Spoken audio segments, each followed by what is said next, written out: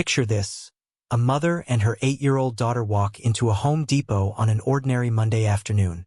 They're just running errands, living their normal lives in sunny South Florida. But they never walk out.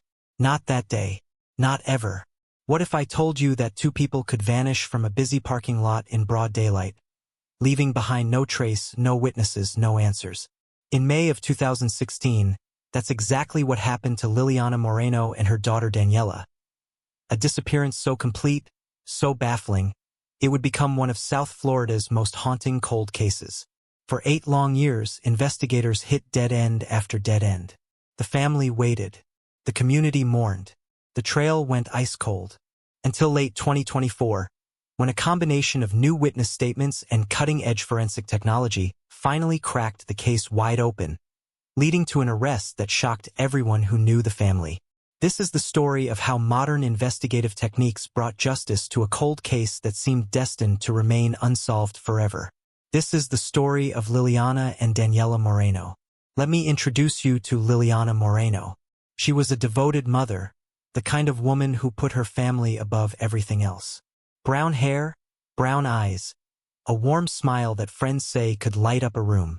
She was known throughout her Doral, Florida community as someone you could count on.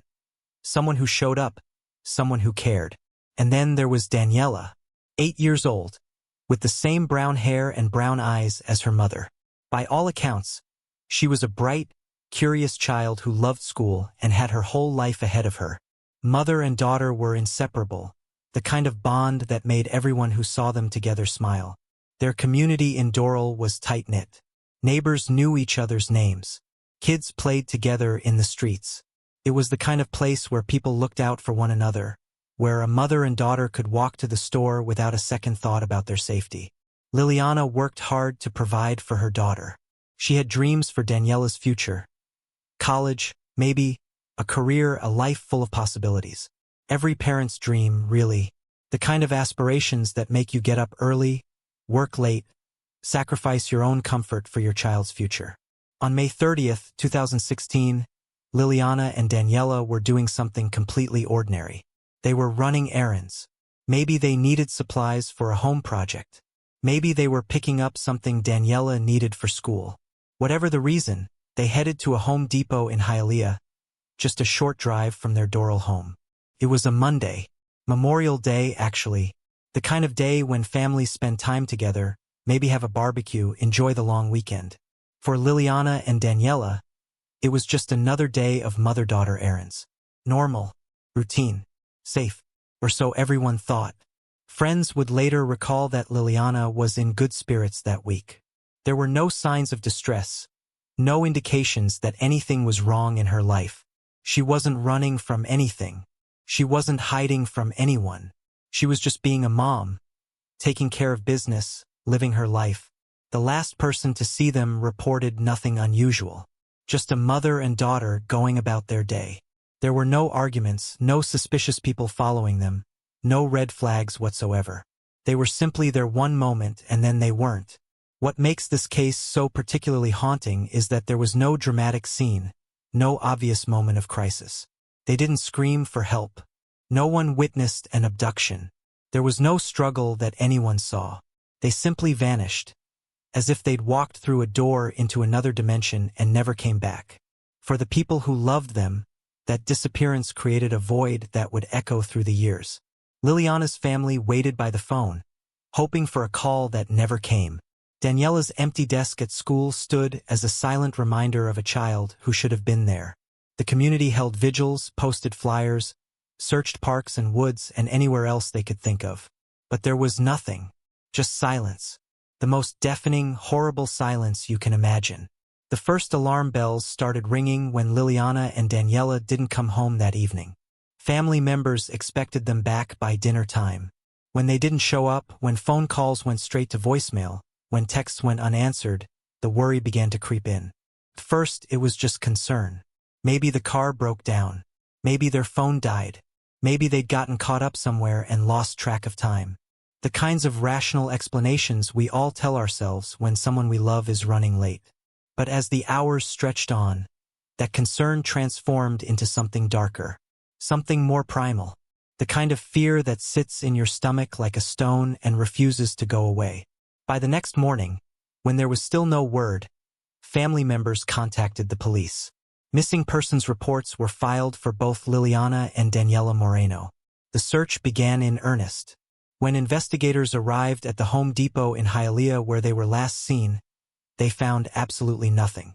No signs of struggle in the parking lot. No abandoned vehicle. No witnesses who remembered seeing anything unusual. It was as if Liliana and Daniella had simply evaporated into thin air. The store's security footage was reviewed frame by frame.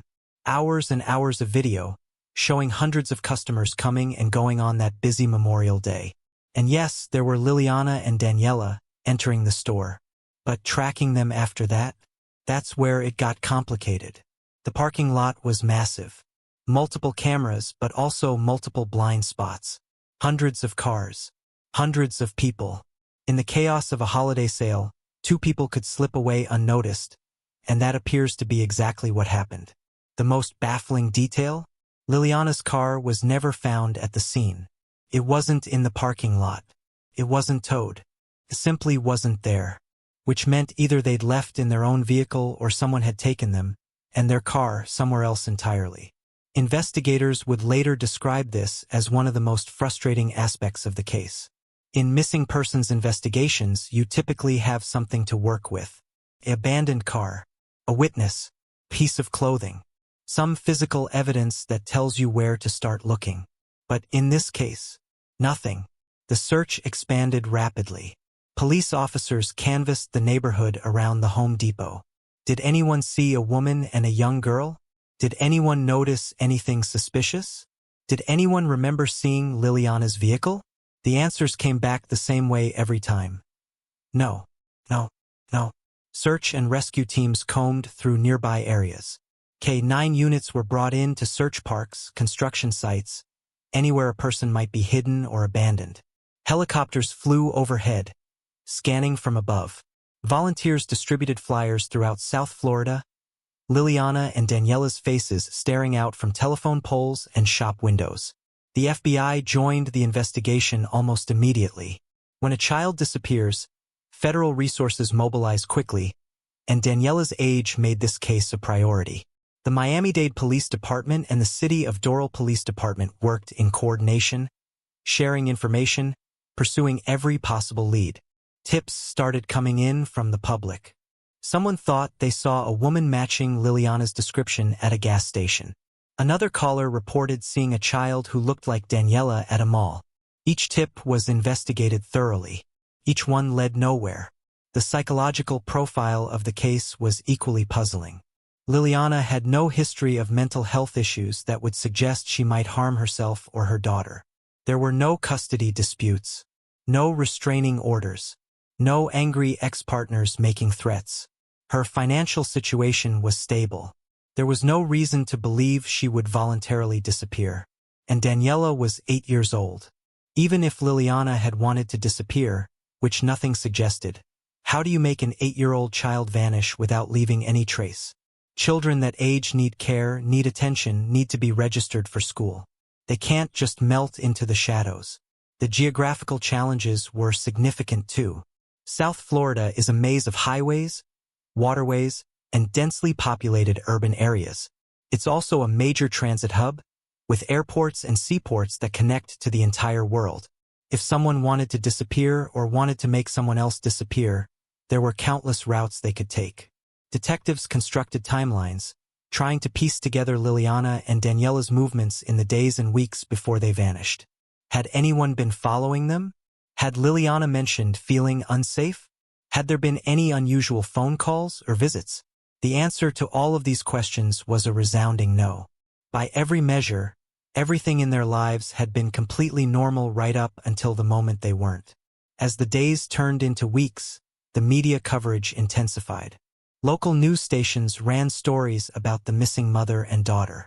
Their photographs appeared on the evening news, accompanied by pleas from family members for anyone with information to come forward. The public response was significant.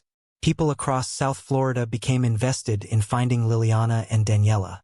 Social media exploded with shares of their pictures. True crime forums picked up the case, with amateur investigators offering theories and suggestions. But despite all the attention, despite all the resources being poured into the investigation, the case was going cold. The trail was evaporating, and investigators were running out of places to look. Detective teams assigned to the case worked around the clock in those first critical weeks. They knew that, in missing persons cases, time is everything. The first 48 hours are crucial. After that, the likelihood of finding someone alive drops precipitously. But 48 hours came and went, then 72 hours, then a week, then 2 weeks, and still there was nothing. The investigative approach was methodical and thorough. Detectives started with Liliana's inner circle, family members, close friends, co-workers, anyone who might have information about her state of mind, her relationships, her daily routine. Every single person told them the same thing. Liliana was devoted to Daniella. She would never willingly put her daughter in harm's way. She would never just leave without telling anyone. Whatever happened to them, it wasn't voluntary. Phone records were subpoenaed and analyzed. Liliana's cell phone had gone dark after that day at the Home Depot. No calls, no texts, no data usage. Either the phone had been destroyed, or it had been deliberately turned off. Neither scenario was comforting. Financial records were examined with a fine-tooth comb.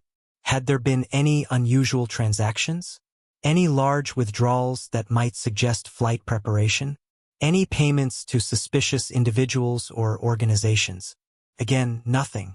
Liliana's bank accounts showed normal activity right up until May 30th, and then nothing. No ATM withdrawals. No credit card charges. It was as if she and Daniella had simply ceased to exist. Investigators looked into Liliana's personal relationships. Had there been any romantic partners who might have become obsessive or violent? Any rejected suitors? Any complicated relationship dynamics that could have turned dangerous? This line of inquiry led them to someone named Gustavo Alfonso Castano Restrepo. He was a Miami resident with personal ties to Liliana and Daniella. The exact nature of that relationship wasn't immediately clear to the public, but investigators took note of his name. Early interviews with Restrepo apparently didn't raise immediate red flags. He had his own life, his own routine.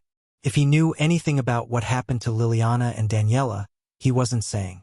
And without evidence, there was nothing investigators could do but add his name to the file and move on. Other potential leads emerged and faded. There were reports of possible sightings in other states.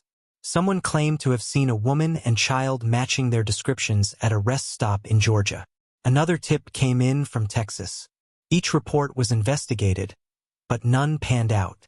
The possibility of human trafficking was explored. South Florida, unfortunately, is a hub for such criminal activity. Could Liliana and Daniella have been targeted, abducted, and trafficked? It was a horrible thought, but investigators had to consider every possibility. Experts in trafficking cases were consulted. They reviewed the circumstances of the disappearance, looking for patterns that matched known trafficking operations. But something didn't fit.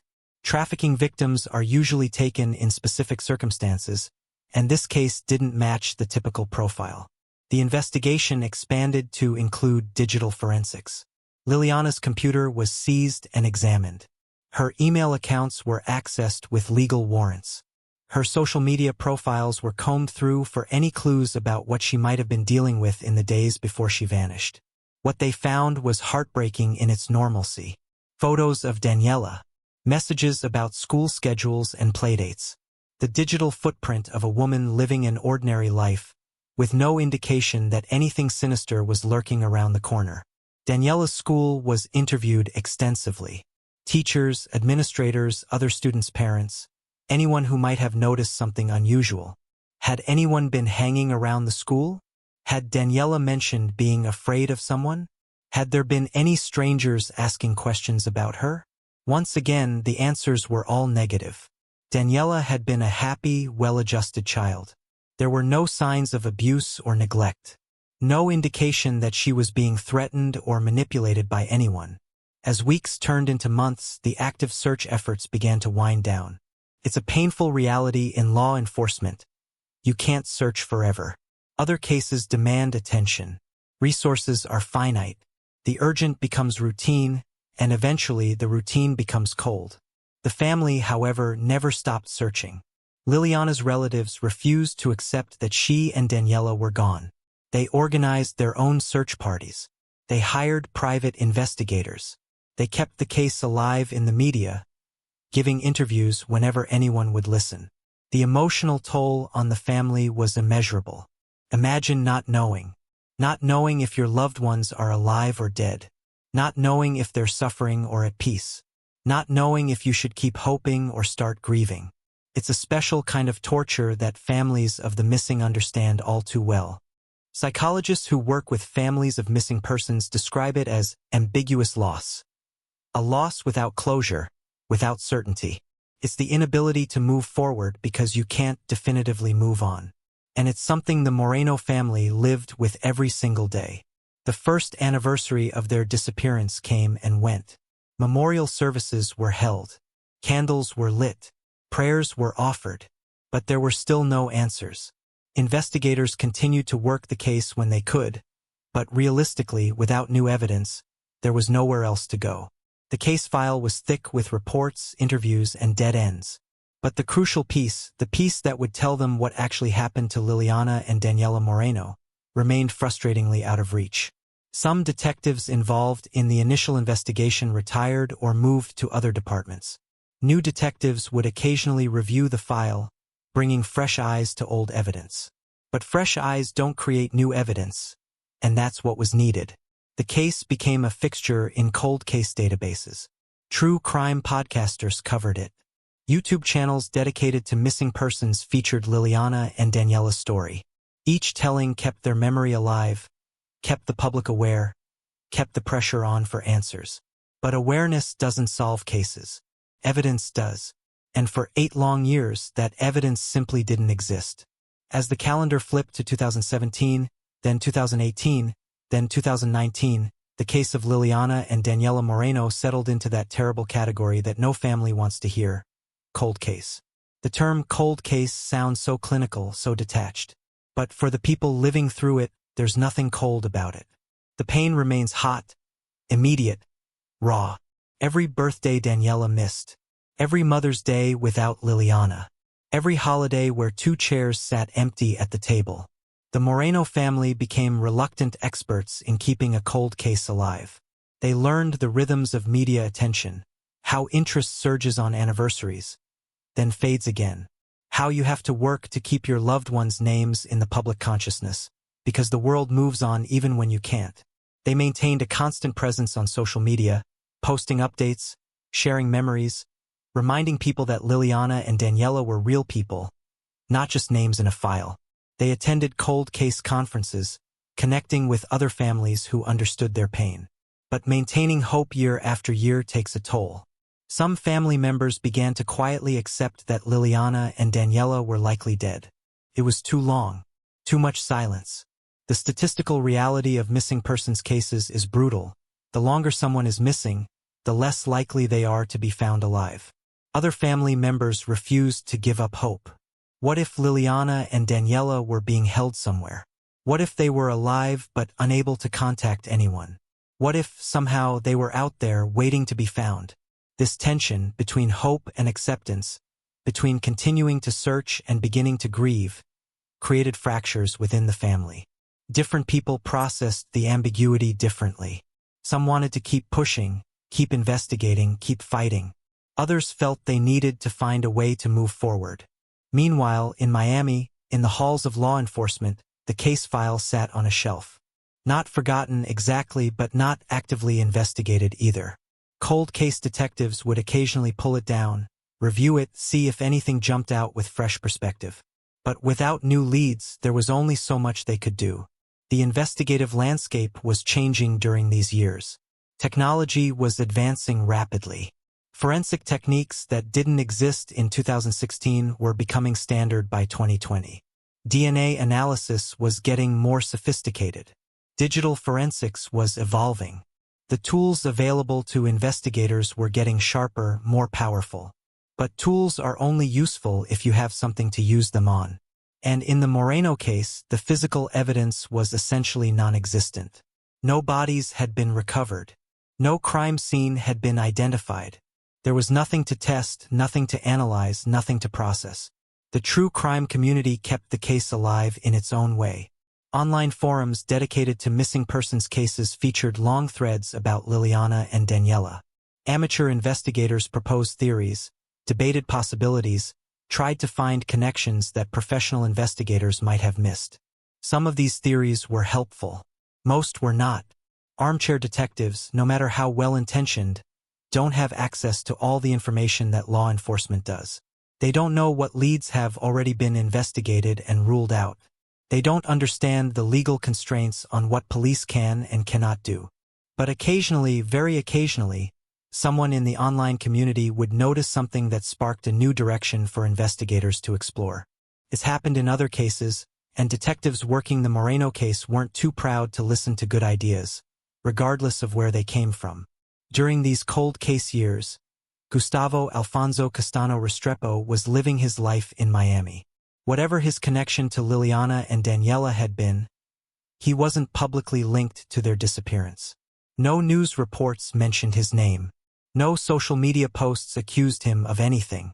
He was just another Miami resident, going about his daily business.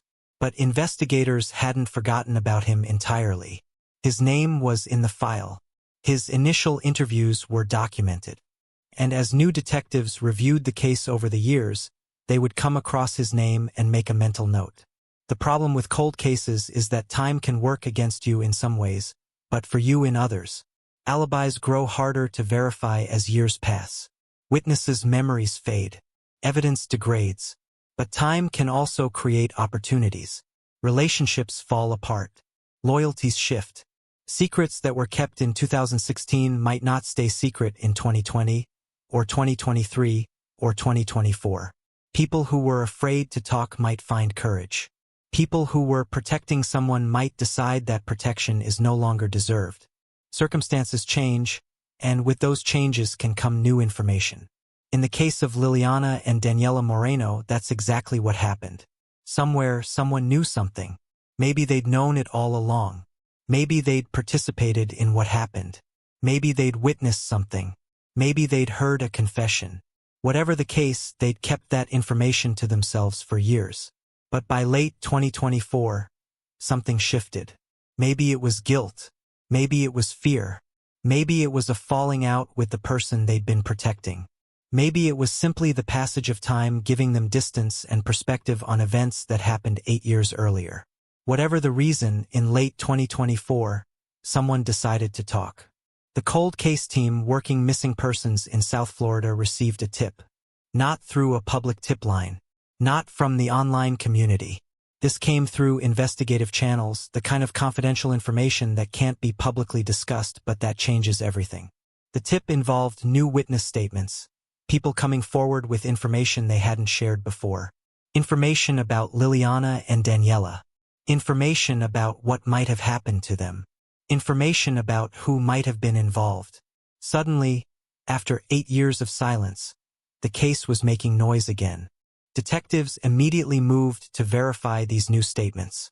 Witness credibility had to be established. Timelines had to be checked. The information had to be corroborated with what was already known about the case. As they dug deeper, pieces started to fit together.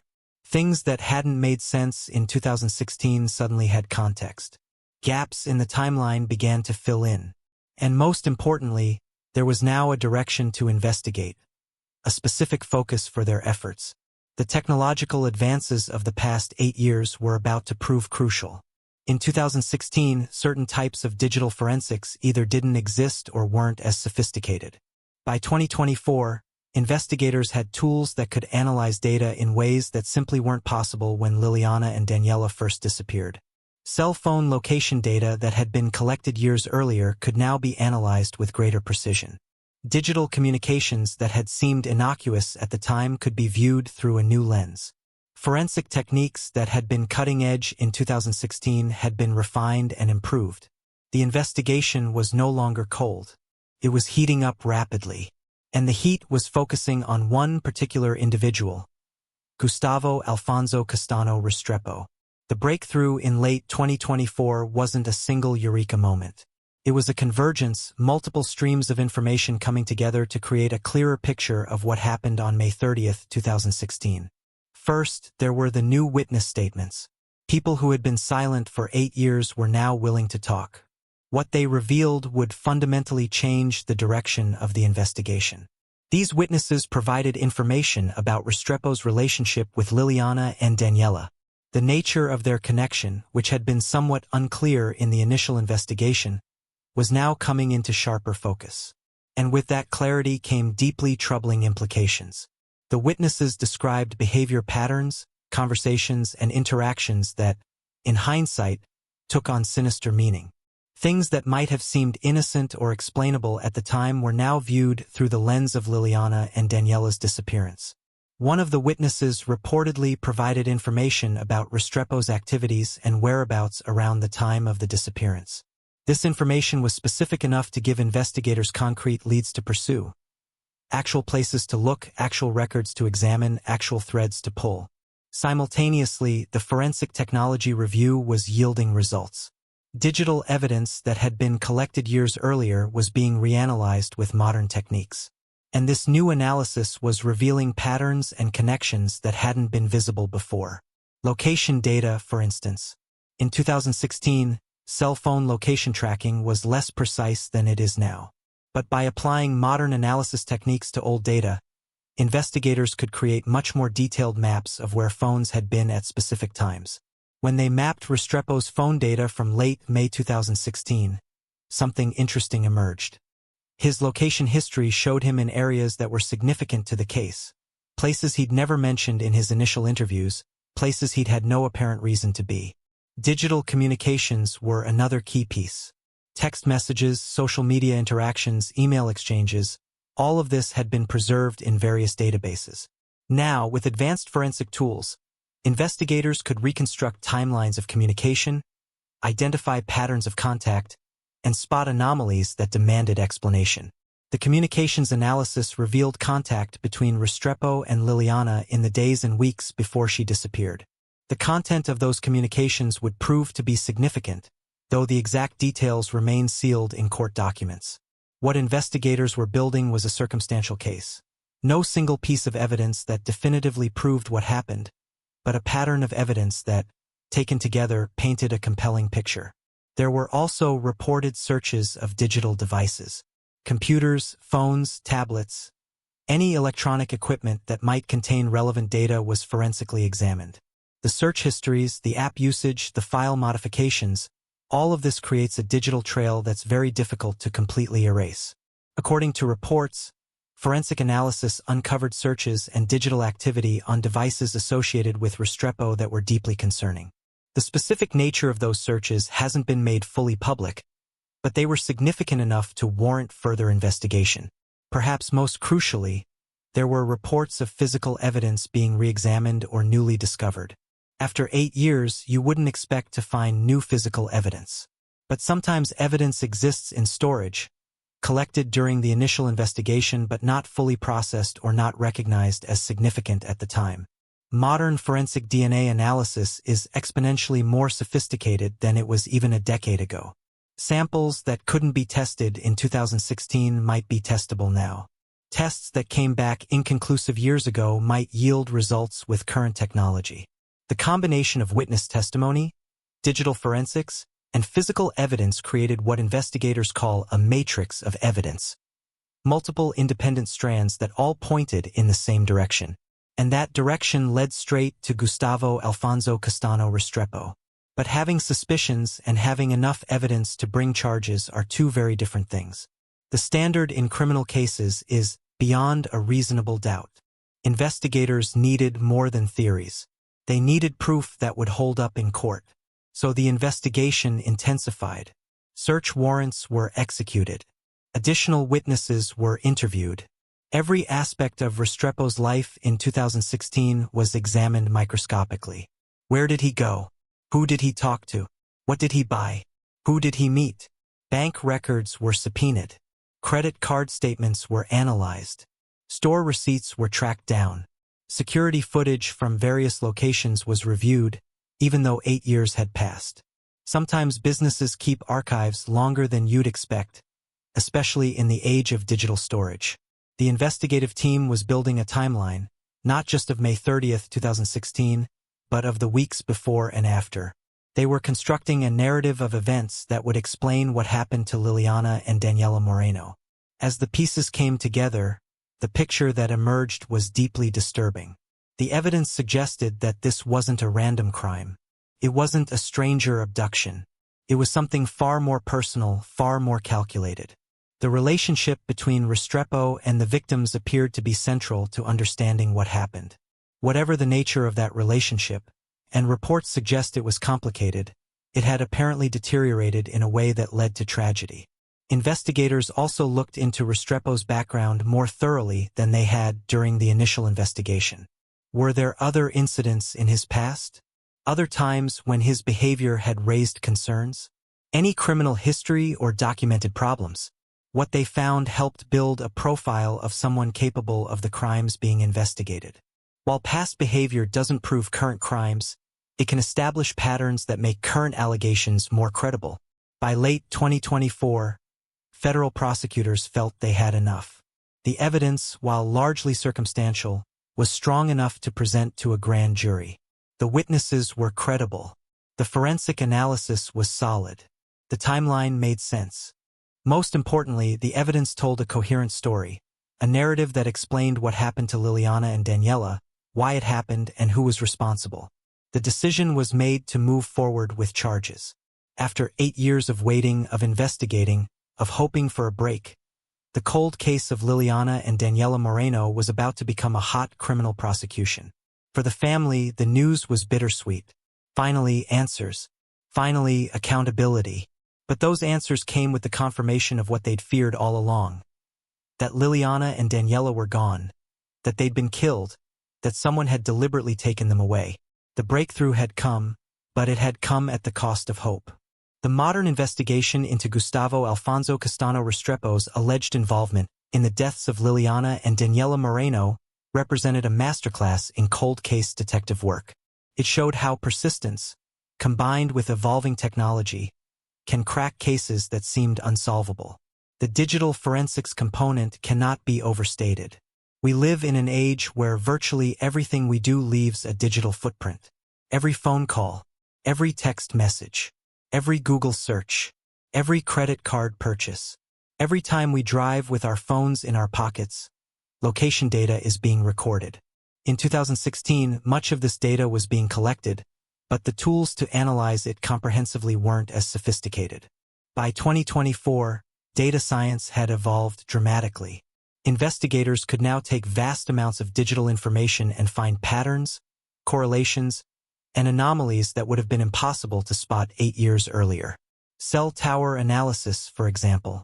When your phone connects to a cell tower, that connection is logged. By analyzing which towers a phone connected to and when, investigators can track movement with surprising accuracy. While it's not GPS-level precision, it's close enough to establish whether someone was in a general area at a specific time. When investigators analyzed Restrepo's cell phone data from May and June of 2016, they found connections to cell towers in areas that became significant to the investigation. These locations, when mapped out, told a story of movement that Restrepo had never mentioned in any of his interviews. One of those locations was reportedly in a more remote area outside the urban sprawl of Miami. The question investigators had to answer was, why would Restrepo have been in that area around the time of Liliana and Daniella's disappearance? What legitimate reason could explain that location history? The answers to those questions weren't satisfying. And when investigators cross-referenced that location data with other evidence, the implications became even more troubling. Social media forensics played a role as well. People often don't realize how much information they're sharing online. A photo posted on Instagram might contain geolocation data in its metadata. A Facebook check-in reveals where you were at a specific time. A tweet might reference an event or location that becomes relevant later. Investigators combed through years of social media posts, not just Restrepo's, but also posts from people in his social circle. Sometimes the most revealing information comes not from what the suspect posts, but what their friends and associates share without realizing its significance. Financial forensics revealed spending patterns that needed explanation. Credit card records from 2016 showed purchases that, when examined in context, raised questions. Cash withdrawals from ATMs, purchases at hardware stores, transactions that might seem innocuous on their own but took on darker meaning when viewed as part of a larger pattern. Investigators also employed criminal intelligence databases that didn't exist or weren't as comprehensive in 2016. These databases compile information from multiple law enforcement agencies, creating a more complete picture of a person's interactions with the criminal justice system. When they ran Restrepo's information through these modern databases, connections emerged that hadn't been apparent during the initial investigation.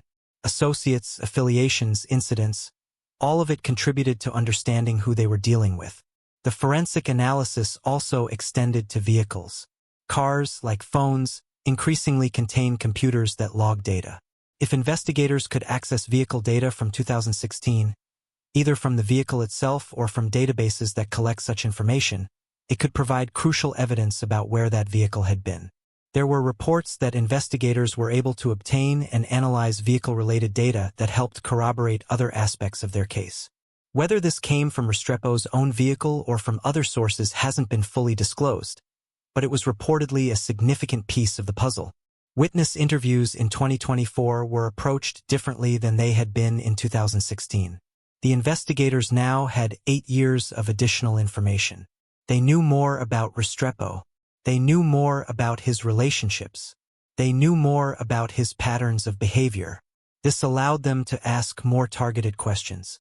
When people were evasive or dishonest, investigators could push back with specific facts. The passage of time also meant that some witnesses who had been loyal to Restrepo in 2016 were no longer feeling that loyalty in 2024. Relationships end. Friendships dissolve. People have falling outs. Someone who might have protected Restrepo 8 years ago might no longer have any reason to do so. And in some cases, people who had been afraid to speak up in 2016 felt safer doing so in 2024. The new witness statements were reportedly detailed and specific. They provided information that investigators could verify through other means: bank records, location data, communications logs. This corroboration was crucial. A witness testimony is strongest when it aligns with independent physical evidence. One of the challenges in cold case investigations is that memories fade. A witness interviewed in 2024 about events from 2016 might genuinely not remember details accurately. Our brains are not video recorders. We reconstruct memories, and those reconstructions can be influenced by subsequent events and information. But some things stick in people's minds. Traumatic events, shocking revelations, moments that felt significant at the time. And if someone had been carrying a secret for 8 years, a secret about what happened to Liliana and Daniella Moreno, that secret wouldn't fade with time. It would burn. The modern investigation also benefited from changes in forensic standards and practices. Protocols for evidence collection and analysis have improved. Chain of custody procedures are more rigorous. The science behind forensic techniques is more solid. This means that evidence that might have been challenged in court in 2016 is more defensible in 2024. The standards for admissibility haven't changed dramatically, but the confidence in the underlying science has strengthened. For the prosecutors preparing to bring charges, this was crucial. They needed evidence that would not only convince a jury but would also withstand aggressive cross-examination from defense attorneys. The case they were building needed to be airtight. By the time investigators brought their findings to federal prosecutors, they had compiled a massive case file. Hundreds of pages of reports, hours of recorded interviews, gigabytes of digital data, forensic reports from multiple experts, all of it pointing toward one conclusion. The federal prosecutors reviewed every piece of evidence carefully. Federal cases are held to a high standard. The U.S. Attorney's Office doesn't bring charges unless they believe they can prove those charges beyond a reasonable doubt. After thorough review, the decision was made. There was sufficient evidence to charge Gustavo Alfonso Castano Restrepo with kidnapping resulting in death, a federal crime that carries the most serious penalties available under U.S. law. The charges alleged that Restrepo had abducted Liliana and Daniella Moreno, and that those abductions had resulted in their deaths. The federal indictment didn't spell out every detail of the evidence, but it made clear that prosecutors believed they could prove Restrepo's guilt. For investigators who had worked the case since 2016, this was a moment of vindication. They'd never given up. They'd never closed the file. They'd waited for the break they knew could come. And when it came, they'd pursued it with everything they had. For the newer investigators who had joined the case during the cold case years, it was a reminder of why they do this work. Cases can be solved. Cold cases can get hot. Justice can be achieved, even when it takes 8 years. The stage was set for arrest. In any criminal prosecution, especially one built largely on circumstantial evidence, there's usually one piece of evidence that serves as the linchpin, the thing that ties everything else together and makes the case prosecutable. In the case against Gustavo Alfonso Castano Restrepo, multiple pieces of evidence played that role. The witness statements were damning. People who knew Restrepo, who had information about his relationship with Liliana and Daniella, who had knowledge about events surrounding their disappearance. These people provided testimony that, if believed by a jury, would be devastating to the defense. But witness testimony alone is rarely enough. Defense attorneys are skilled at attacking witness credibility. They'll point out inconsistencies. They'll highlight motives for lying. They'll suggest that witnesses are mistaken or confused or seeking revenge or making deals with prosecutors. That's why the digital forensics were so crucial. Location data doesn't have an axe to grind. Cell tower records don't lie to save themselves. Computer forensics reveals what actually happened on a device, not what someone remembers happening. The forensic analysis reportedly showed that Restrepo's digital footprint in May and June 2016 was inconsistent with his own statements about where he was and what he was doing.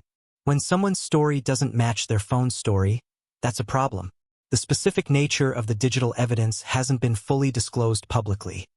Much of it remains under seal in court documents. But reports suggest it included location data placing Restrepo in significant areas, communications with Liliana before her disappearance, and possibly searches or digital activity that showed consciousness of guilt. Consciousness of guilt is a legal concept. It refers to actions someone takes that suggest they know they've done something wrong. Searching for information about police investigation techniques, deleting communications, changing normal patterns of behavior. All of these can be interpreted as showing that someone has a guilty conscience. There were also reports of physical evidence. After 8 years, you might think all physical evidence would be gone. But forensic science is increasingly sophisticated. DNA can be recovered from the smallest samples. Trace evidence can be preserved for decades. And sometimes, evidence exists that wasn't recognized as significant at the time it was collected. The nature of the physical evidence in this case has been closely guarded. In criminal prosecutions, prosecutors often hold back specific details to prevent the defense from manufacturing explanations. But reports suggest that forensic analysis connected Restrepo to the case in ways that would be difficult for the defense to explain away. One of the most challenging aspects of this case is that Liliana and Daniella's remains have not been publicly reported as recovered. Prosecuting a homicide case without bodies is difficult but not impossible. It's been done successfully many times when other evidence is strong enough. The legal standard is that prosecutors must prove beyond a reasonable doubt that the victims are dead and that the defendant killed them. Without bodies, this means building a case from other evidence, witness testimony that they're dead, circumstances that make it impossible for them to be alive, and evidence connecting the defendant to their deaths. In the Moreno case, the passage of 8 years without any contact from Liliana or Daniella is itself evidence. An adult might conceivably disappear voluntarily for extended periods. But an 8-year-old child? Daniella would be 16 now. She'd need identification. She'd need to be in school or have some visible life. The complete absence of any trace of either of them for 8 years strongly suggests they're deceased. The relationship between Restrepo and the victims was reportedly a key element of the prosecution's theory. The exact nature of that relationship, Was he a family member, a friend, a romantic interest? Hasn't been fully detailed in public records. But the relationship provided both opportunity and, prosecutors would argue, motive. Motive isn't required to prove a crime, but it helps a jury understand why something happened. When prosecutors can present a coherent narrative, this is who the defendant is, this is his relationship to the victims, this is why he did what he did, this is how he did it, juries are more likely to convict. The timeline that investigators constructed was detailed and comprehensive. They mapped out Restrepo's movements on May 30, 2016, and in the days following. They tracked his communications, his purchases, his interactions. They built a minute-by-minute account of what they believed happened. This timeline, corroborated by digital evidence and witness testimony, would form the backbone of the prosecution's case. It would show the jury not just that Restrepo was connected to the crime, but exactly how events unfolded. There were also reports of statements Restrepo himself had made that came back to haunt him. Investigators would have carefully documented everything he said during initial interviews in 2016. Those statements would now be compared to what the evidence showed. Any inconsistencies between Restrepo's statements and the physical evidence would be highlighted by prosecutors. If he said he was at location A when phone records showed he was at location B, that's a problem. If he said he hadn't been in contact with Liliana when phone records showed multiple communications, that's a bigger problem. False exculpatory statements, lies told to distance oneself from a crime, are themselves evidence of guilt. Innocent people don't typically need to lie to investigators. They tell the truth, confident that the truth will exonerate them. The totality of the evidence painted a picture that prosecutors believed would convince a jury. Each piece of evidence supported and reinforced the others. The witnesses corroborated the digital evidence. The digital evidence corroborated the physical evidence. The physical evidence supported the witness statements. This kind of interlocking evidence is what prosecutors dream of. It creates a web that's very difficult for the defense to escape. Even if they can cast doubt on one strand of evidence, all the other strands remain intact. For the defense, the challenge would be formidable. They would need to create reasonable doubt about the entire case.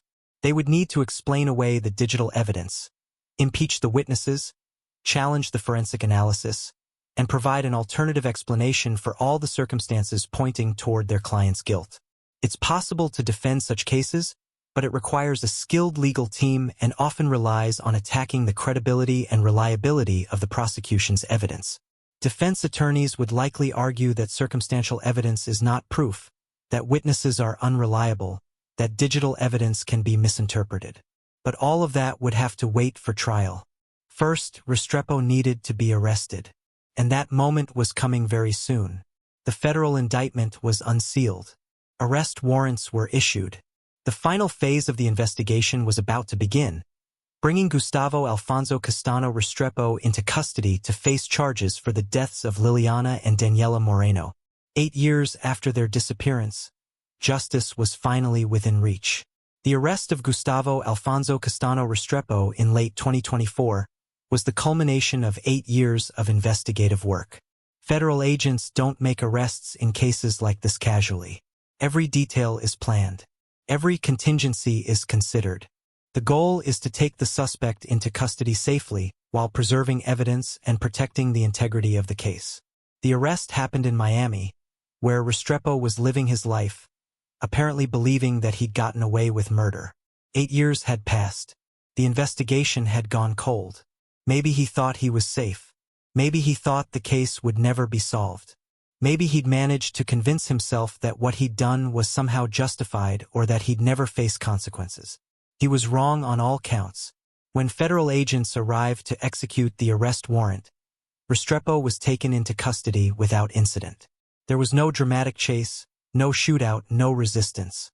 He was simply arrested, handcuffed, and transported to face the charges that had been filed against him.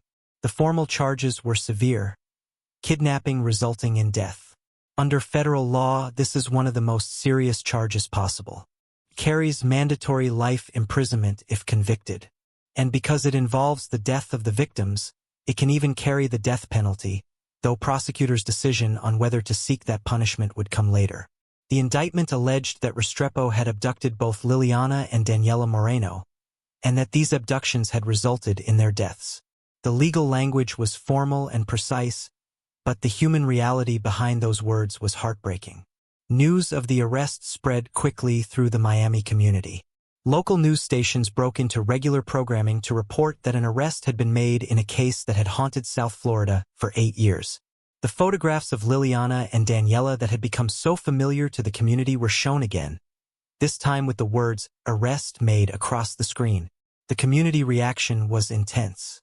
For 8 years, people had wondered what happened to the mother and daughter who vanished from that Home Depot parking lot. For 8 years, they'd feared that the person responsible would never be caught.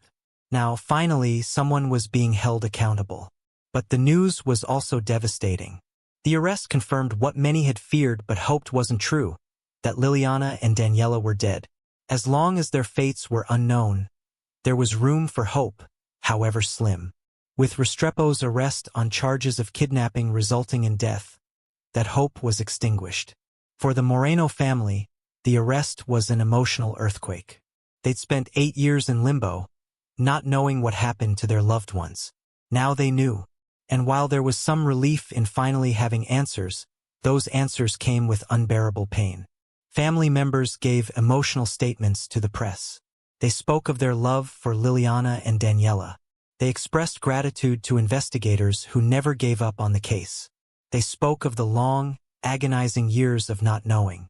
And they expressed their determination to see justice done. One family member's statement particularly resonated with the community. They said that for 8 years they'd lived in a nightmare. They'd wake up every morning hoping it was all a bad dream, that Liliana and Daniella would walk through the door. But that never happened. And now they knew it never would. The pain in those words was palpable. This is what families of victims live with, the knowledge that their loved ones are gone, that someone deliberately took them away, that there's no getting them back. The arrest of a suspect doesn't bring the victims back. It only provides a pathway toward justice.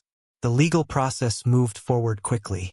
Restrepo was brought before a federal magistrate for his initial appearance. He was formally advised of the charges against him. He was appointed legal counsel. Bail was discussed and, given the severity of the charges and the alleged danger to the community, was denied. Restrepo would remain in federal custody while awaiting trial. During this initial court appearance, Restrepo reportedly showed little emotion. He answered questions when asked. He listened as the charges were read. But he gave no indication of remorse, no confession, no acknowledgement of guilt. This is common in serious criminal cases. Defense attorneys typically advise their clients to say nothing, to show nothing, to give the prosecution no additional ammunition. Everything Restrepo said or did would be scrutinized. His legal team would be working to craft a defense, and that defense would be difficult enough without their client making incriminating statements. The prosecution, meanwhile, filed motions to keep certain evidence under seal. In high-profile cases, there's always a balance between the public's right to know and the defendant's right to a fair trial. Pretrial publicity can taint jury pools. Evidence released too early can be picked apart in the media before it's ever presented in court. The judge handling the case would make decisions about what information could be made public and what needed to remain confidential until trial. These decisions are crucial in ensuring that when the case does go to trial, the defendant gets a fair shake and the jury can make decisions based on evidence presented in court, not what they read online. Legal experts interviewed by local media weighed in on the case. Some discussed the challenges of prosecuting a case 8 years after the alleged crime. Memories fade. Witnesses become unavailable. Evidence degrades. But others pointed out that cold cases are solved all the time, and with modern forensic techniques, time doesn't necessarily work in a defendant's favor. One legal analyst noted that federal prosecutors typically don't bring charges unless they're confident in their case. The U.S. Attorney's Office has a very high conviction rate, and they don't like to lose. The fact that they charged Restrepo suggested they believed the evidence was strong enough to secure a conviction. The defense team began their work. In cases like this, the defense has several potential strategies. They can try to poke holes in the prosecution's case, challenge the evidence, impeach the witnesses, raise doubts about the scientific analysis. They can argue that the evidence doesn't prove what the prosecution claims it proves. They can even present an alternative theory of the case. But all of that would come later. For now, the focus was simply on the fact that an arrest had been made. After 8 years of mystery, after 8 years of pain, after 8 years of waiting, the case was moving forward. The cold case of Liliana and Daniella Moreno had become an active criminal prosecution. And the community was watching closely. As of November 2025, the legal proceedings against Gustavo Alfonso Castano Restrepo are ongoing. The case hasn't gone to trial yet. The verdict hasn't been delivered. The final chapter of this story hasn't been written. But we can examine what the trial will likely look like, what challenges both sides will face, and what the families of Liliana and Daniella Moreno are hoping for as this case moves through the justice system. Federal criminal trials follow a structured process. First comes jury selection, a crucial phase where both prosecution and defense try to seat a jury that will be receptive to their case. In a high-profile case like this, finding jurors who haven't heard about it will be challenging. The prosecution's case will likely begin with an opening statement that lays out their theory of what happened. They'll tell the jury about Liliana and Daniella, who they were, what their lives were like, what they meant to their family and community. Humanizing the victims is crucial in any criminal trial. Then they'll explain the relationship between Restrepo and the victims. They'll detail what they believe happened on May 30th, 2016. They'll walk the jury through the investigation, explaining why it took 8 years to bring charges, and what evidence ultimately led them to Restrepo. The prosecution will call witnesses to testify. These will likely include family members who can speak to Liliana and Daniella's lives and their relationship with Restrepo. Investigators who worked the case will explain what they found and how they found it. Forensic experts will testify about the scientific evidence, the digital forensics, the location data, any physical evidence that was recovered. Key witnesses who came forward with new information in 2024 will take the stand. Their testimony will be critical. The prosecution will need these witnesses to be credible, sympathetic, and unshakable under cross-examination. Any inconsistencies in their stories will be exploited by the defense. The digital evidence will be presented through expert testimony. Jurors will see charts and graphs showing cell tower connections, location maps, timelines of communications. Experts will explain how this data was collected, what it means, and why it's reliable. This is one of the challenges in modern criminal trials, explaining complex technical evidence to jurors who may not be tech-savvy. The prosecution will need to make their digital forensics evidence understandable and convincing without oversimplifying to the point where it can be easily challenged. If there's physical evidence, DNA, trace evidence, forensic material, that will be presented as well. Forensic scientists will testify about their methods, their findings, and the certainty with which they can link that evidence to the defendant. The prosecution's case will be built like a puzzle. Each piece of evidence supports the others. The witnesses corroborate the digital data. The digital data supports the forensic evidence. The forensic evidence confirms what the witnesses said. Together, they create a picture that the prosecution hopes will convince the jury beyond a reasonable doubt. Then comes the defense's turn. In criminal trials, the defense doesn't have to prove the defendant's innocence. They only need to create reasonable doubt. They need to make jurors think, I'm not 100% certain he did this, so I can't vote to convict. The defense will likely attack every aspect of the prosecution's case. They'll challenge the credibility of witnesses. Who are these people? What's their relationship to the defendant? Do they have reasons to lie? Are they getting deals from prosecutors in exchange for testimony? They'll question the reliability of the digital evidence. Is location data really that precise? Could it be misinterpreted? Could it be wrong? They'll bring their own experts to testify that the digital forensics don't prove what the prosecution claims they prove. If there's physical evidence, they'll challenge how it was collected, how it was preserved, how it was analyzed. They'll look for any break in the chain of custody, any possibility of contamination, any reason to doubt the forensic findings. The defense might also present an alternative theory. Maybe they'll argue that someone else is responsible. Maybe they'll suggest that Liliana and Daniella aren't actually dead, that they disappeared voluntarily or met with some other fate. Maybe they'll argue that while something bad happened to the victims, there's no proof their client was involved. Character witnesses might be called to testify that Restrepo is a good person, not capable of such crimes. Family, friends, co-workers, people who know him and can speak to his character. This type of testimony is designed to make jurors think, this doesn't seem like someone who would commit murder. The cross-examination of prosecution witnesses will be intense. Defense attorneys are trained to find weaknesses in testimony and exploit them. They'll press witnesses on every inconsistency, every gap in memory, every uncertainty. They'll try to make the jury see that the prosecution's case isn't as airtight as it seems. One of the biggest challenges for the defense in this case is the passage of time. 8 years have gone by. If Restrepo is innocent, why did it take 8 years for investigators to charge him? The prosecution will argue it's because they needed time to develop the evidence. The defense will argue it's because the evidence is weak and the prosecution is desperate to solve a high-profile case. The trial itself could last weeks or even months. Federal trials move more slowly than state trials. The evidence is complex. The witnesses are numerous. Every piece of evidence needs to be properly introduced, authenticated, and explained. Throughout the trial, the families of Liliana and Daniella will likely be present in the courtroom. Their presence serves as a constant reminder of what's at stake. Not legal abstractions, but real human lives that were lost. The emotional toll on the families during a trial like this is immense. They'll hear details about how their loved ones died. They'll see photographs and evidence that no one should have to see about their own family members. They'll listen to testimony that brings all the pain flooding back. But they'll endure it because they want justice. They want the person responsible to be held accountable. They want the world to know what happened to Liliana and Daniella.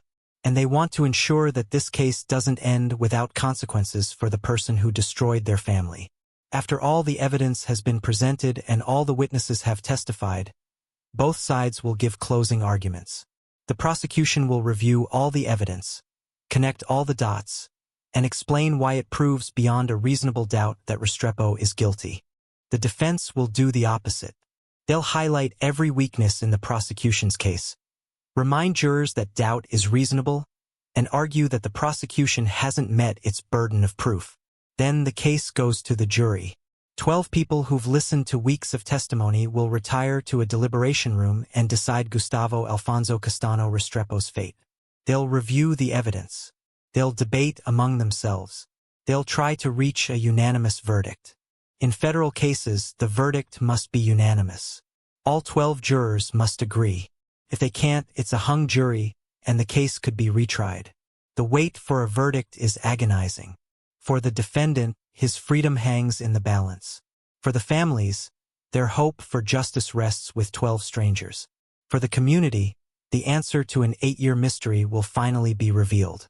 And when that verdict comes, it will be a moment that redefines this entire case. We don't yet know what the verdict will be in the case against Gustavo Alfonso Castano Restrepo. The trial hasn't happened. The jury hasn't deliberated. The judicial process is still unfolding. But we can imagine what justice would look like in this case, and what it would mean for everyone involved. If the jury returns a guilty verdict, it will be a moment of profound significance. In the courtroom, when the jury foreperson stands and reads the verdict, we the jury find the defendant guilty. The weight of those words will be immense. For the Moreno family, a guilty verdict would represent validation. Validation that what they knew in their hearts was true, that Liliana and Daniella were killed, that they didn't just disappear, that someone was responsible. It would mean that the justice system worked, that patient investigation and modern forensics can solve even the coldest of cold cases. But a guilty verdict doesn't bring Liliana and Daniella back. It doesn't undo 8 years of anguish. It doesn't fill the holes in the family where 2 beloved people used to be. Justice in cases like this is bittersweet. It's necessary, but it's not healing. The sentencing phase in a federal kidnapping resulting in death case is serious business. The mandatory minimum sentence is life in prison. There's no parole in the federal system. Life means life. The defendant would spend the rest of his natural life in a federal penitentiary. Prosecutors could also seek the death penalty, though that decision would be made by high-level officials in the Department of Justice. Death penalty cases are rare in the federal system, reserved for the most heinous crimes.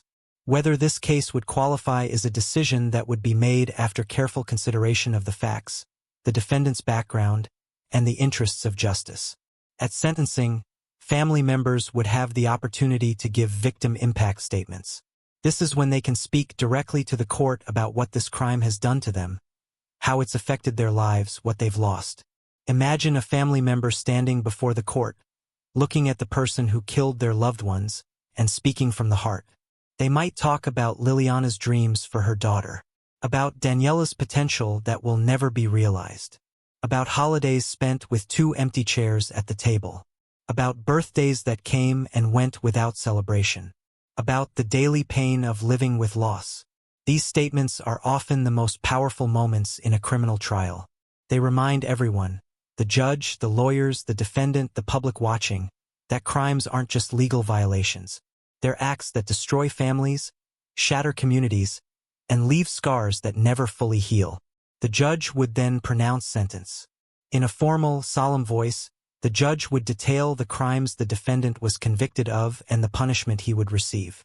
If it's a life sentence, the judge might say something like, "You will be remanded to the custody of the Bureau of Prisons for the remainder of your natural life, without the possibility of parole." Those words would end Restrepo's life as a free man. He would be taken from the courtroom directly to prison, where he would spend every day for the rest of his life. No more walks on Miami beaches. No more family gatherings. No more ordinary freedoms that we all take for granted. Just prison walls, prison routine, and the knowledge of what he did. For the Moreno family, there would be a sense of closure, though closure is perhaps the wrong word. You don't close the chapter on losing your loved ones. You learn to live with it. You find ways to honor their memory. You try to make meaning from meaningless tragedy. Some family members might feel relief that the legal process is over. The trial would be exhausting, traumatic, and draining. Having it concluded with a conviction would at least mean they could start trying to move forward. Others might feel that no sentence is enough. How do you punish someone adequately for taking 2 lives? For depriving a child of her future? For destroying a family? There's no punishment that can truly balance those scales. But the conviction would matter nonetheless. It would matter because it would be an official acknowledgement of what happened. It would matter because it would ensure the perpetrator faces consequences. It would matter because it would bring this chapter of the story to an end, even as the larger story of loss continues. The community would also feel the impact. South Florida had lived with this unsolved mystery for 8 years. People had wondered, speculated, feared. The resolution of the case would provide a sense of collective relief that the person responsible wasn't out there somewhere, potentially dangerous to others. It would also reinforce faith in the justice system. Cold cases can be solved. Modern investigative techniques work. Perseverance pays off. These aren't just platitudes. They're demonstrable facts when a case like this is successfully prosecuted. For law enforcement, a conviction would represent vindication of years of work. The detectives who never gave up on this case, who kept pulling at threads even when they seemed to lead nowhere, who believed that justice could be achieved, they would see their efforts rewarded. For the prosecutors who built the case, who spent months preparing evidence and strategy, who faced the enormous responsibility of speaking for victims who can't speak for themselves, a conviction would affirm that they did their jobs well. And perhaps most importantly, a conviction would honor Liliana and Daniella themselves.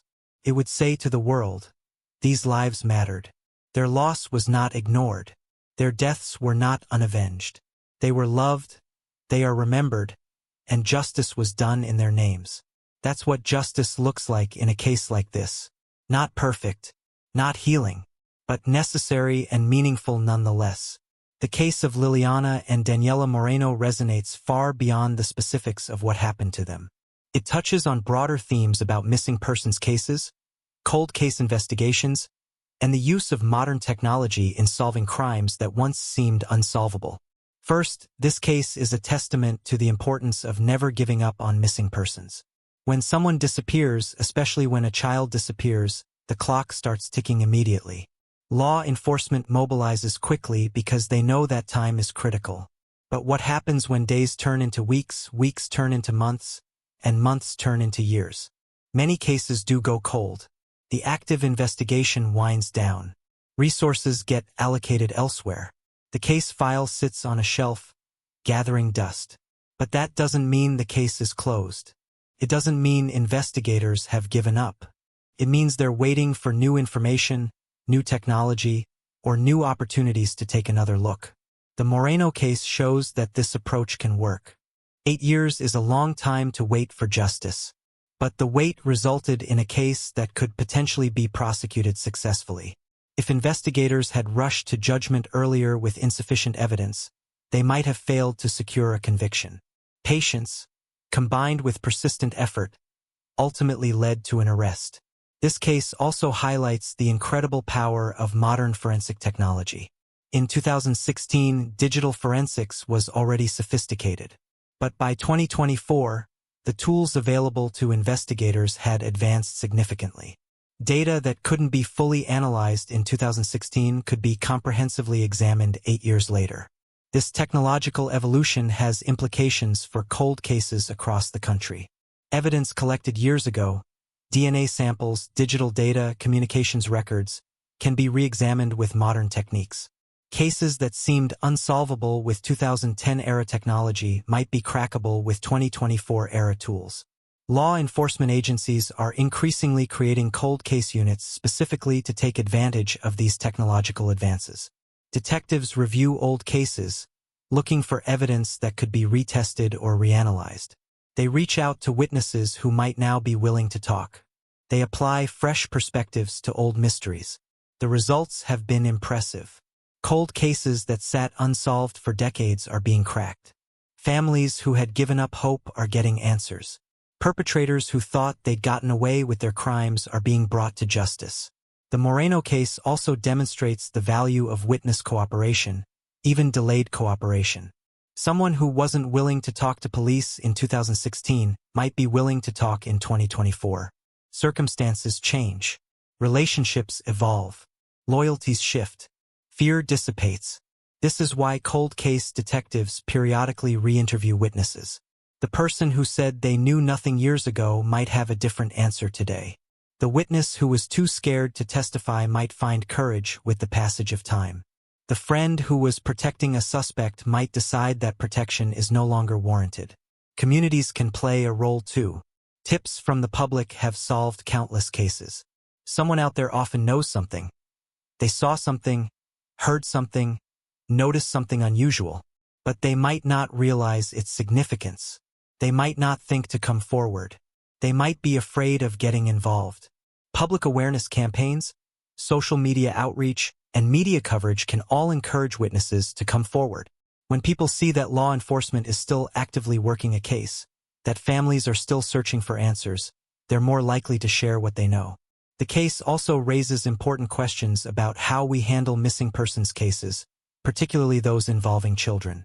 Every year, thousands of people are reported missing. The vast majority are found quickly. They were at a friend's house, they lost track of time, they had a miscommunication with family.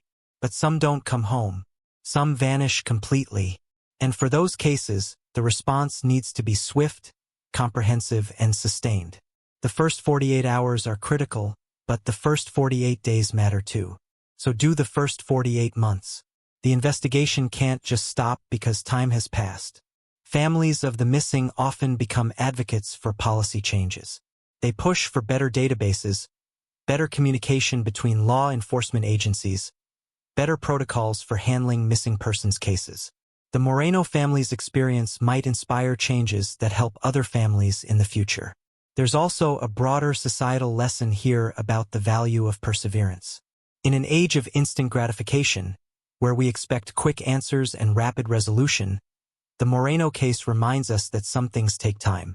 Justice isn't always swift, but it can still arrive. For other families dealing with unsolved missing persons cases, the Moreno case offers hope. It shows that cold cases can be solved. It demonstrates that modern investigative techniques can crack cases that seemed impossible. proves that law enforcement doesn't forget, even when years pass. That hope is precious. Families of missing persons live in a special kind of hell, not knowing what happened to their loved ones, unable to grieve because death isn't confirmed, unable to move on because there's no closure. Any case that gets solved, any family that gets answers, offers hope to all the others still waiting. The case also highlights the importance of community support for families of missing persons. The Moreno family endured 8 years of uncertainty. They needed practical support, people to help organize searches, distribute flyers, manage media attention. They needed emotional support, friends and family who would listen to their fears and validate their pain. Communities that rally around families of missing persons make a real difference. They keep the cases in the public eye. They provide the practical and emotional resources families need to keep going. They create a network of support that can sustain a family through years of uncertainty. Looking forward, the Moreno case will likely influence how law enforcement approaches similar cases. The combination of patient investigation, modern forensic techniques, and renewed witness cooperation created a prosecutable case. That formula can be applied to other cold cases. It may also lead to increased investment in cold case units and forensic technology. When success stories emerge, when cold cases are solved and perpetrators are brought to justice, it makes the case for dedicating resources to this work. The Moreno case will also become part of the true crime narrative, the genre that has exploded in popularity in recent years. Podcasts, documentaries, YouTube channels, all dedicated to exploring unsolved mysteries and advocating for victims. This case will be analyzed, discussed, and remembered as an example of how persistence and modern technology can achieve justice. And perhaps most importantly, the case ensures that Liliana and Daniella Moreno won't be forgotten. Their names will be remembered not just as victims, but as catalysts for change, as symbols of why we never stop searching, as proof that cold cases can be solved. That's their legacy, not the tragedy of their deaths, but the impact their case has had on how we think about missing persons, cold case investigations, and the pursuit of justice. As we come to the end of this story, I want to take a moment to reflect on what the case of Liliana and Daniella Moreno really represents. On one level, it's a true crime story, a mystery that took 8 years to solve, an investigation that seemed hopeless but ultimately led to an arrest. It has all the elements that make us fascinated by such stories. The baffling disappearance, the cold trail, the breakthrough, the arrest that shocked the community. But it's more than that. It's a reminder that behind every cold case, there's a family still waiting for answers. Behind every unsolved mystery, there are people who go to bed every night not knowing what happened to someone they love. Behind every missing persons report, there's a human story of loss and longing and hope against hope. The Moreno family waited 8 years. 8 years of not knowing.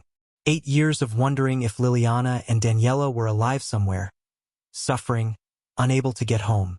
8 years of checking their phones obsessively, hoping for a call that never came. 8 years of seeing other families reunited with missing loved ones and wondering why that couldn't be them. That's the reality of cold cases. The cold isn't in the investigation. It's in the hearts of families who have to live with unanswered questions. It's in the empty chairs at holiday dinners. It's in the bedrooms kept exactly as they were, just in case. It's in the desperate hope that refuses to die even when logic says it should. But this case also reminds us that cold doesn't mean forgotten. Investigators don't give up. They keep working these cases when they can. They wait for new leads, new technology, new opportunities. They understand that families are counting on them, and that responsibility weighs heavy. The arrest of Gustavo Alfonso Castano Restrepo, if the charges are proven in court, represents more than just solving one case. It sends a message to other perpetrators who think they've gotten away with their crimes. The case may be cold, but it's not closed. The investigation may be dormant, but it's not dead. Justice may be delayed, but it won't be denied.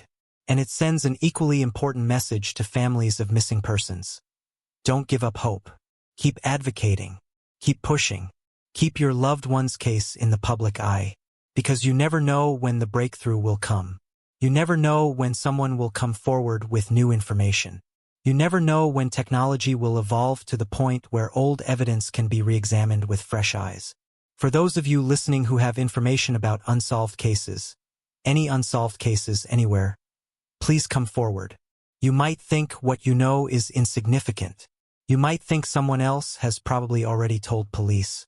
You might be afraid of getting involved or concerned about retaliation. But your information could be the missing piece. Your tip could be the breakthrough that solves a case. Your willingness to speak up could give a family the answers they've been desperately seeking. Don't underestimate the value of what you know. If you have information about the Liliana and Daniella Moreno case specifically, or about any cold case in your area, contact law enforcement. Most jurisdictions have anonymous tip lines. You can share what you know without identifying yourself. The important thing is that the information gets to the people who can act on it. As for the Moreno case itself, the legal process continues. Gustavo Castano Restrepo is presumed innocent until proven guilty in a court of law. He'll have his day in court. The evidence will be presented. A jury will decide. That's how our justice system works, and it's important that we respect that process. But regardless of the outcome, this case has already accomplished something important. It's reminded us that we don't give up on missing persons. We don't forget about victims. We don't let cold cases gather dust while families suffer. We keep working, keep investigating, keep pushing for answers. For Liliana and Daniella Moreno, 8 years of mystery may finally be coming to an end. For their family, 8 years of anguish may finally be transitioning into some form of closure. For the community, 8 years of wondering may finally yield answers. And for all of us, this case is a reminder of why this work matters. Why investigators spend careers chasing leads that go nowhere, hoping for the one that doesn't. Why families never stop searching, never stop hoping, never stop demanding justice. Why communities rally around the missing, refusing to let them be forgotten. Because every person matters. Every disappearance deserves investigation. Every family deserves answers. And every perpetrator deserves to face justice, no matter how long it takes. The story of Liliana and Daniella Moreno is tragic. But it's also a story of perseverance, of modern investigative techniques overcoming seemingly impossible odds, of a family that refused to give up, and of investigators who honored that family's faith in them by never closing the case. It's a story that reminds us that cold cases can be solved, that justice, though sometimes delayed, can still be achieved, that families waiting for answers might still get them, even when years have passed. This case reminds us that every cold case represents a family still waiting for answers, a community still seeking closure, and a victim who deserves justice. If you have any information about unsolved cases in your area, remember that your tip could be the one that brings someone home, the one that solves the mystery, the one that finally brings peace to a family that's been suffering for far too long. With that said, thank you for listening to this exploration of the Liliana and Daniella Moreno case. Until next time, remember, no case is ever truly cold, and justice never forgets.